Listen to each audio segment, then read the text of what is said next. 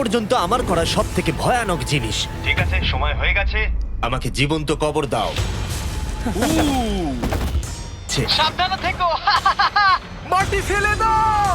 ও মাই god, আমার মনে হচ্ছে ওপরটা আমাকে ধরতে হবে। আরে কফিনের ওপরটা তো কাঁপছে।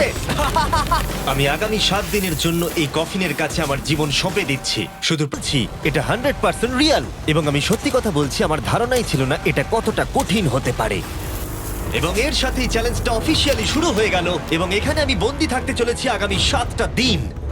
ছেলেদের আমাকে কবর দিতে এতটাই সময় লেগে গেল যে এখনই আমার টয়লেট পেয়ে গেছে, আর চ্যালেঞ্জটা সবে শুরু। যে এইভাবে এটা একদমই কমফোর্টেবল নয়। আগামী 7 দিনের জন্য আমার একমাত্র সম্বল হলো প্রয়োজনীয় ছেলেরা এই ব্রিফকেসে রেখে দিয়েছে, যেটা প্রমাণ করে 7 দিনের অনেক আগেই আমার সমস্ত খাবার শেষ হয়ে যাবে। সত্যি কথা বলতে এটা প্রায় রাত্রি 1টা। আমার মনে হয় তোমরা সবাই এখন ঘুমোতে চলে যাবে। আমি চাই অন্তত একজন ওয়াকির কাছে সব সময় থাকুক। যদি আমার কিছু প্রয়োজন পড়ে তাহলে আমি তোমাদেরকে বলতে পারবো। চ্যালেঞ্জটা শেষ করার আসল চাবিকাঠি, কারণ যখন আমি ঘুমাবো আমার মাথাতেই থাকবে না যে একটা বাক্সের ভেতরে আমি বন্দি আছি। কিন্তু সেটা বেশিরভাগ সময়ই কাজই করলো না। এখানেও ও আরামে আছে মনে হচ্ছে। জিমি জে না। নোলান তোমার ফটোতে কি সব এঁকেছে? হ্যাঁ, নোলান। আমি বক্সেই মেরে দিয়েছি। Mission 1 complete. আমার কাছে এখন শর্টস আছে। এটা হলো আমাদের ফুড ব্রিফকেস।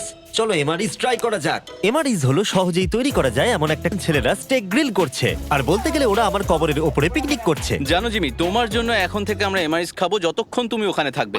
সত্যি? তুমি এখন হট ওয়াটার পাস্তার স্বাদ উপভোগ করো। আর এইদিকে এটা হলো আমার অবস্থা। ও, এটা বেশ ক্রাঞ্চি।